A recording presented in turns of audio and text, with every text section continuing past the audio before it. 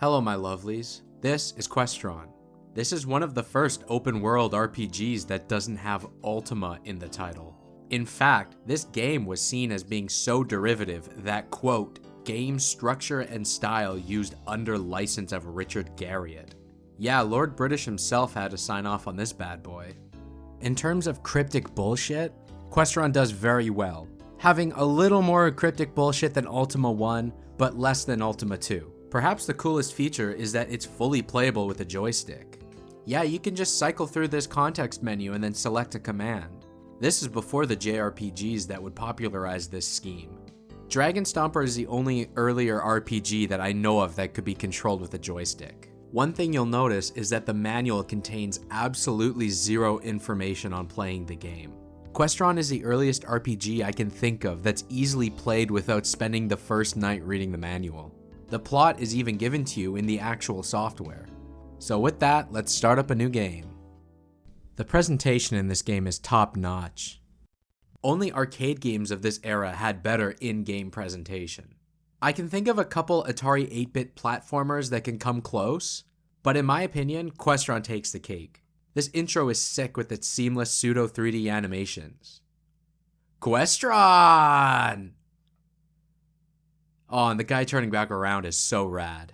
Basically, the story is that we're a serf who has never left our hometown of Geraldtown. Evil wizard this, good wizard that, blah blah blah blah. So here I am, I guess. All of the commands are clear and shown on screen, and equipping the starter gear is nowhere near the pre-flight check that it was in Ultima 3. The towns in this game are very good. They all have different layouts. You can buy food, weapons, and armor from all of them. Some of them have gambling games, which I don't have footage of because I don't gamble. Some have transport shops and some of them have banks. You can also speak with prisoners to get a useful hint. The world thinks little of a serf. Yeah, fuck you too. So whatever, I'll buy a whip from the kink shop and get out of here. This is overworld combat. You just encounter enemies and take turns swapping blows. The enemies are all very unique and sound like types of people you've met at a bar, like Irish Stalker, Strangler Fiend, Leech Woman, and Dirt Weird.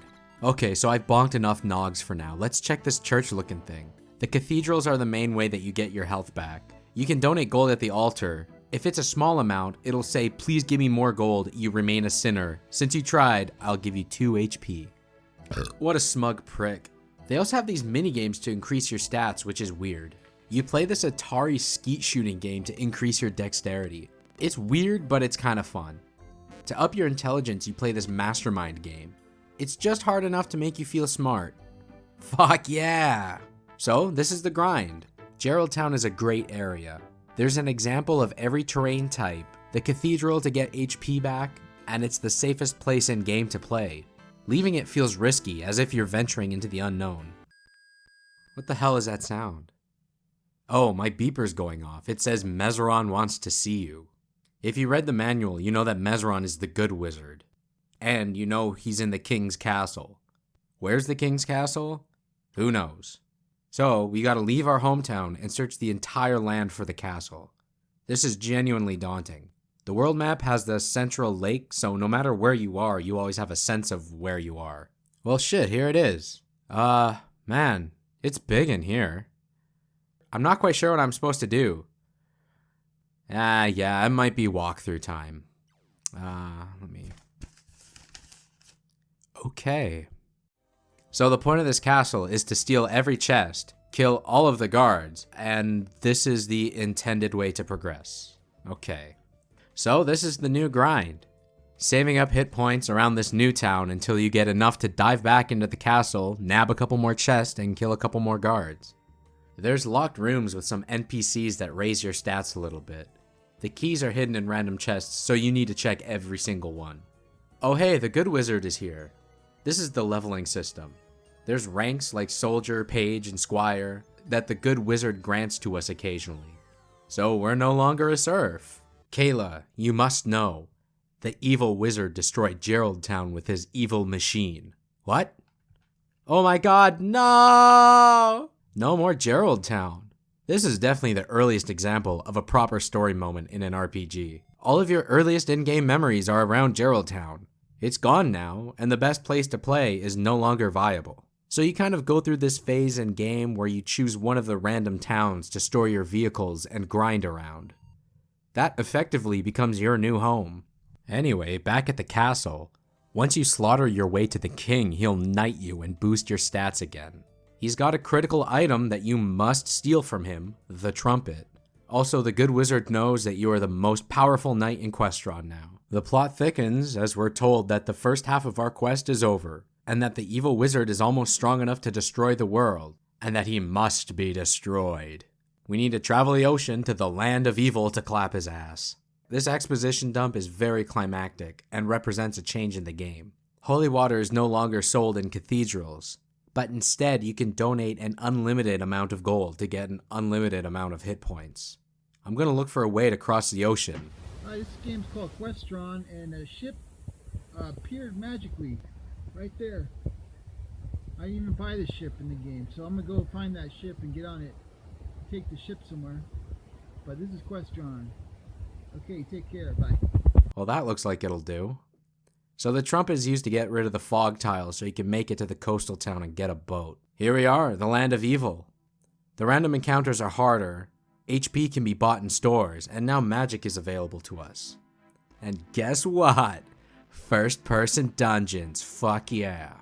It's really awesome that there's this big gameplay shift so late in the game. I really love the improved wireframe look. These dungeons look way better than Ultima or Wizardry. But this is where the praise is going to end. These dungeons are not interesting enough to justify their size or complexity. I even cheated by using online maps, and even that was still way too much for me. Now, I had a blast mapping dungeons into Calibeth and Wizardry, because there was only one dungeon, and every step deeper represented a big leap in progress. However, with Ultima, and by extension Questron, there are many dungeons with many levels. So the mapping and trekking is all extremely tedious. I gave up on the game here, but basically you get an item to find the bad guy in his evil Exodus castle. You fight the castle guards, find the bad guy, and solve a little puzzle to kill him. Then you return for this kick-ass ceremony cutscene where you become the Baron of Geraldtown, and ends with a little Questron 2 sequel bait. Now that was Questron.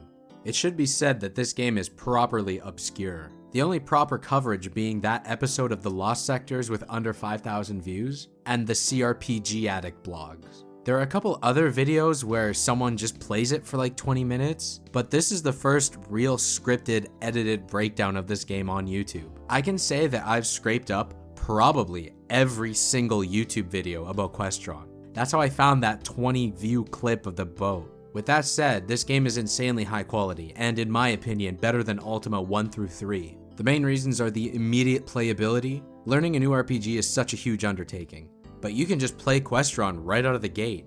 No complex party management or entire keyboard control schemes. The second is that its commitment to story rather than mechanics. Okay, Ultima 3 is very impressive with its mechanics and character builds, but that simply does not interest me. I praised Ultima 2 for having the best story moments of the original trilogy, but Questron builds its mechanics and world to tell the classic hero's tale with just the game. I've never seen that in any previous RPG. Questron is a true hidden gem, and those are hard to find.